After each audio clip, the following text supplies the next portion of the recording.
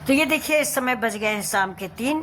सुबह से मैंने चाय पी थी लेकिन इस समय 3 बज गए हैं तो कुछ थोड़ा सा खाने का मन किया। तो ये देखिए मैंने फास्ट की रेसिपी बनाई है। ये थोड़ा घर का ही बना हुआ पनीर है, उबला हुआ आलू है और साबूदाना है जो मैंने भिगोया था, थोड़ी मूंगफली उबली हुई है।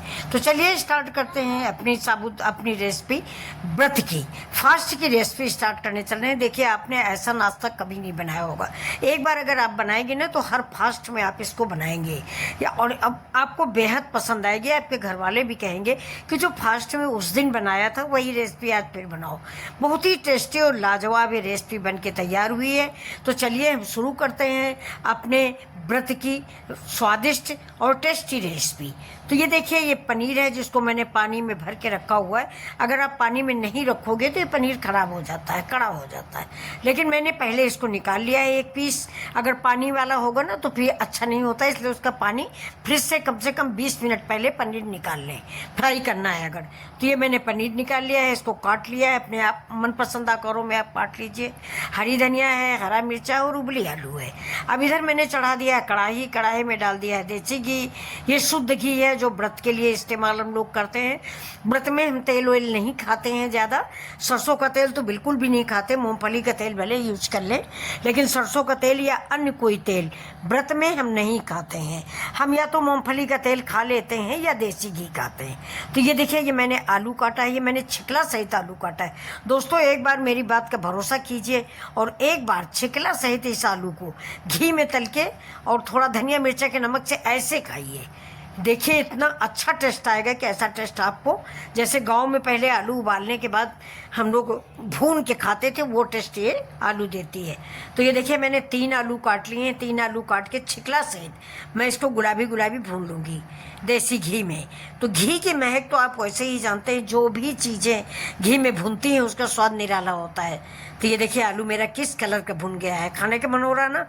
ये देखिए अब इसमें अगर आप व्रत का नमक है मेरे पास धनिया मिर्चा का, उससे भी हम खा सकते हैं, लेकिन मैं इसकी कुछ रेसिपी बनाने चल रही हूँ।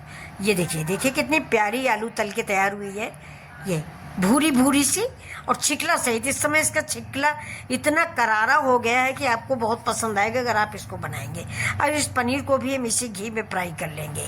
ये देखिए लेकिन आज हम पनीर को ज़्यादा फ्राई करेंगे, मतलब हल्का ब्राउन कलर का नहीं, डार्क ब्राउन कलर का ये पनीर हम फ्राई कर लेंगे। ये देखिए जैसे मैंने आलू फ्राई किया है वैसे ही उतना ही कलरफुल हम पनीर फ्राई करेंगे।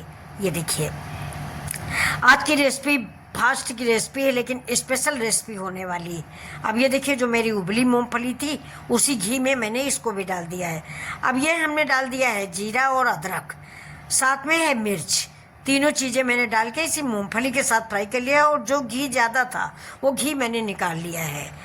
आलू और पनीर फ्राई करने के बाद घी बचा है उसको मैंने निकाल लिया क्योंकि मूंगफली मेरी उबली हुई है, इसको फ्राई करने की ज़रूरत नहीं थी। इसको ऐसे ही गर्म कर लें, इसका पानी ख़त्म हो जाए।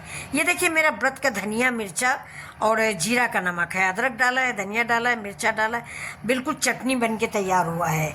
तो ये नमक हम थोड़ा सा इस मूंगफली में डाल देंगे, लेकिन नमक मिल नहीं पाएगा इसलिए हम थोड़ा सा पानी 1 चम्मच डाल देंगे जिससे ये नमक जो है घुल जाए और पूरी हमारी जो रेसिपी बन रही है उसमें हमारा धनिया मिर्चा का नमक लग जाए। इस नमक में धनिया है, मिर्चा है, जीरा है और अदरक है। अब ये देखिए हमारे मोती के दानों जैसा साबूदाना, जैसे मोती होता है ना वैसा ही साबूदाना मेरा हुआ है। ये देखिए बिल्कुल छिटका लगता ही नहीं कि हम पानी में भिगोया हुआ साबूदाना, जैसे लगता है अभी मैंने डिब्बे से निकाल के खड़ा साबूदाना इसमें डाल दिया है। सच बताना दोस्तों, लग रहा ना ऐसा कि डिब्बे से निकाला हुआ पड़ा हुआ है। ये देखिए तो अब ये मूंगफली के साथ हमने इसको फ्राई कर लिया। 2 मिनट के लिए इसको ढक देंगे। ढकने के बाद ही तुरंत हम इसको आलू डाल देंगे। साबूदाना भी मेरा कम से कम 3 घंटे 4 घंटे का भीगा हुआ है। अभी मैंने अदरक डाल दिया है इसमें। अदरक अच्छा लगता है बहुत ज़्यादा इस रेसिपी पे। आप स्पाइसी ज़्यादा खाना चाहें तो आप हरा मिर्चा ऐड कर सकते हैं। हम स्पाइसी कम खाते हैं इसलिए हरा मिर्चा कम ऐड किया है। अब डाल देंगे हम पनीर। देखिए आलू, पनीर, साबूदाना, मूंगफली सब मिला के ये हमारी रेसिपी रेडी है। एक बार आप ज़रूर बनाएं मेरे कहने से। मेरा अकेले का फास्ट है इसलिए मैंने इतनी ही बनाई है, काफ़ी है इतनी। तो अब इसको हम सर्व करके आपको दिखा देते हैं, और अगर आप बनाओगे तब आपको इसका स्वाद पता चलेगा कि ये कैसी है। अगर आप चाहो तो उबली मूंगफली के बजाय आप मूंगफली फ्राई करके डाल सकते हो, वो और अच्छी लगेगी। लेकिन मैं परमानेंट मूंगफली उबाल के खाती हूँ, क्योंकि जो मूंगफली भूनती है ना, उसमें मूंगफली में भी तेल होता है और हम तेल घी डाल के भूनते भी हैं, तो बहुत ज़्यादा तेल हो जाता है। इसलिए हम हमेशा उबालते हैं। उबली मूंगफली गैस नहीं बनाती, भुनी मूंगफली गैस बनाती है। तो ये देखिए मेरी रेसिपी रेडी है, कलरफुल रेसिपी। तो ये आपको कैसी लग रही है? अगर आपको पसंद आ रहा है तो प्लीज़ आप भी बनाइए, और मेरे चैनल मिथिला जी की दुनिया को, जो कि आपका चैनल है, उसको आप सब्सक्राइब करें।